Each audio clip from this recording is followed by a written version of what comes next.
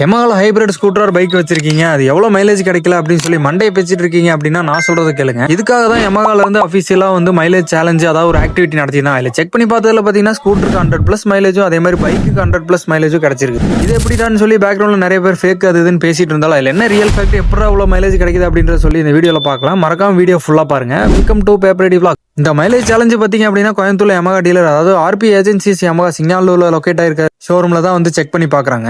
முதல்ல செக் பண்றதுக்கு முன்னாடி வண்டியை நார்மலா ஒரு செக்அப் பண்ணி ஒரு சர்வீஸ் பண்ணிக்கிறாங்க. அதுல முதல் ஸ்டெப் என்னன்னு கேட்டீங்க அப்படின்னா டேங்க்ல ஃபுல்லா பெட்ரோல் ஃபில் பண்ணிக்கிறாங்க. லைன் வரைக்கும் ஃபில் பண்ணிட்டு பாத்தீங்கன்னா அதுல எவ்வளவு பெட்ரோல் பிடிச்சிருக்கு அப்படின்றத ரீடிங் நோட் பண்ணி வச்சுக்கிறாங்க. அப்புறம் ஒரு 40 to 45 கிலோமீட்டர் ரன் பண்ணிட்டு ரைடு போயிட்டு செக் பண்ணிட்டு வந்துடுறாங்க. வந்ததுக்கு அப்புறம் அதுல எவ்வளவு பெட்ரோல் கம்மியா இருக்குன்னு பார்த்து அதையும் ரீஃபில் பண்ணிக்கிறாங்க. அதுவும் பாத்தீங்கன்னா எவ்வளவு எம்எல் பிடிச்சிருக்குன்றத நோட் பண்ணி வச்சுக்கிறாங்க. அதுக்கப்புறம் Yamaha மைலேஜ் செக்கிங்னு இருக்கிற மல்டிபிள் வச்சு செக் பண்ணி பாக்குறாங்க. செக் பண்ணி பார்த்ததுல பாத்தீங்க அப்படின்னா ஸ்கூட்டருக்கு பாத்தீங்கன்னா 100+ மைலேஜ் கிடைச்சிருக்கு. அதே மாதிரி பைக்குக்கும் பாத்தீங்கன்னா 100+ மைலேஜ் கிடைச்சிருக்கு. அது மட்டும் இல்லாம இப்ப Yamaha ஒரு ஹைபிரிட் மாடல் பாத்தீங்க அப்படின்னா ரொம்பவே மைலேஜ் ஜாஸ்தியாவே கிடைக்குது கம்பேர் டு ஓல்டு மாடல். இந்த மைலேஜ் சேலஞ்சு முடிஞ்சதுக்கு அப்புறம் பாத்தீங்கன்னா ஃபர்ஸ்ட் செகண்ட் தேர்ட்னு சொல்லி வந்தவங்களுக்கு எல்லாம் பாத்தீங்கன்னா பிரைஸ் டிராஃபி முதற்கொண்டு எல்லாமே ப்ரொவைட் பண்ணிருக்காங்க. அது ஏன்னு கேட்டீங்க அப்படின்னா இந்த மாதிரி மைலேஜ்லயும் பெர்ஃபார்மன்ஸ்லயும் அதிகமா இருக்கிற வண்டியை பாத்தீங்க அப்படின்னா எல்லா மக்களுக்கும் கொண்டு போய் சேர்க்கறதுக்காக தான் இந்த மாதிரி எல்லாம் பண்ணிட்டு இருக்காங்க. இதை பத்தி உங்களோட கமெண்ட்ஸ் என்னங்கிறத கமெண்ட்ல சொல்லிட்டு போங்க.